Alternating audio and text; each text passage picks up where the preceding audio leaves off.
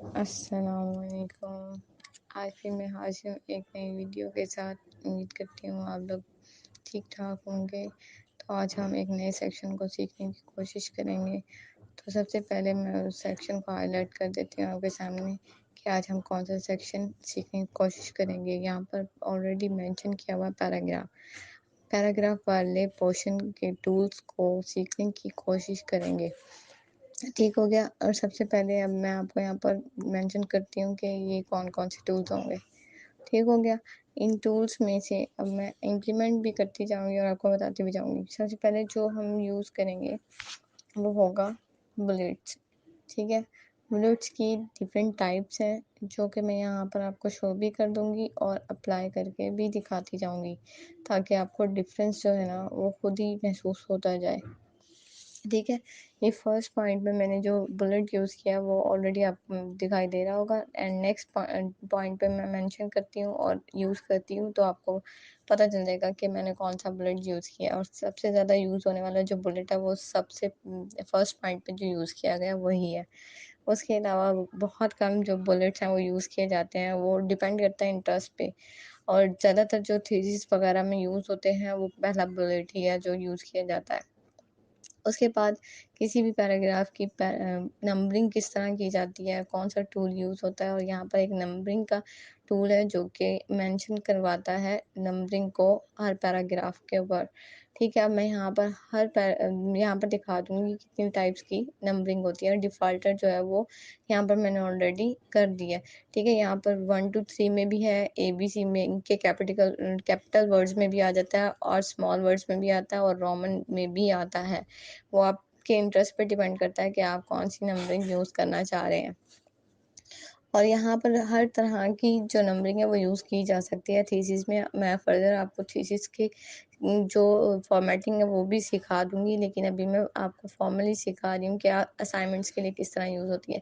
ठीक है? और एक पैराग्राफ के अंदर फर्दर पॉइंट्स होते हैं कि फर्दर मैं मेंशन कर रही हूँ इसके पॉइंट्स को, और उसको भी अगर हम नंबरिंग देना चाहें, और अक्सर नंबरिंग दी जाती है वो इस पॉइंट से दी जाती है। और एक ही चैप्टर के अंदर डिफरेंट हेडिंग्स होती हैं, उनको भी मेंशन किया जाता है और उसके भी यहाँ से ही फॉर्मेटिंग की जाती है। ठीक है? और अगर हम जैसे कि कंटेंट ऑफ द टेबल बनाते हैं, तो हमें समझ नहीं आ रही होती हम किस तरह बनाएँ, तो उसका आसान तरीका भी यहाँ पे मौजूद है। बस हमने हेडिंग्स लिखनी होती हैं और एक क्लिक पर उसको इम्प्लीमेंट कर देना होता है, और वहाँ खुद ही मेंशन कर देता है चैप्टर 1, चैप्टर 2, चैप्टर 3, चैप्टर 4। ठीक है? और इसमें सबसे लास्ट वाला पॉइंट है वही इसके लिए यूज़ होता है।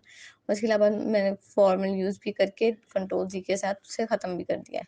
ठीक है? नेक्स्ट पॉइंट जो हम सीखेंगे वो देखें जी, इंडेंट करना कहलाता है। यानी हम एक टैब यूज़ करेंगे तब भी उतनी स्पेसिंग आएगी, और हम यहाँ से एक दफ़ा क्लिक करेंगे तब भी उतनी ही स्पेसिंग आएगी। ठीक है? और इन एरोज़ को देखते रहना है आपने। ये जो पहला एरो है वो डिफ़ाइन कर रहा है लेफ्ट हैंड पे, क्योंकि ऑलरेडी मेरा डाटा लेफ्ट हैंड पे है, तो वो इम्प्लीमेंट नहीं कर रहा। ठीक है? अब मैं दूसरे वाले पोर्शन को यूज़ करने की कोशिश करूँगी तब आपको डिफ़रेंस पता चल जाएगा। देखें, अब मैं सेकंड वाले को यूज़ करूँगी तो वो एक इंडेंट क्रिएट हो गया। एक टैब से भी इतना ही स्पेस आता है और एक इससे भी इतना ही स्पेस आता है। तो अब मैं इसको लेफ्ट से ले जा रही हूँ वापस लेफ्ट वाले पोर्शन में। ठीक, क्लियर?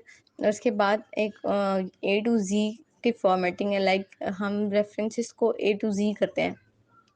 उस हमें समझ नहीं आ रहा तो अब हम ए वाला ढूँढें, बी वाला ढूँढें और उसके बाद उसको लाइन अप करें ए टू ज़ी में। तो यहाँ पर उसकी भी आसान तरीका है ए टू ज़ी। अब मैं यहाँ पर यानी वर्ड्स चेंज कर दूँगी और आपको डिफ़रेंस दिखा दूँगी कि वो ए टू ज़ी किस तरह शिफ्ट हुआ।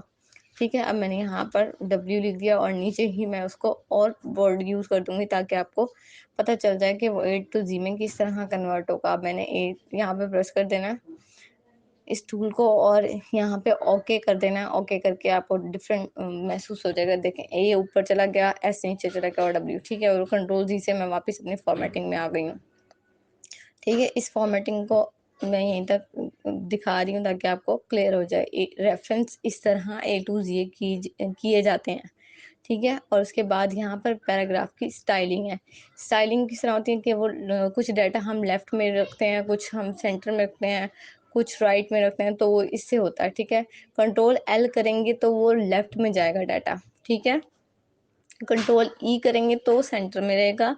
ठीक है? उसके बाद नेक्स्ट जो है वो कंट्रोल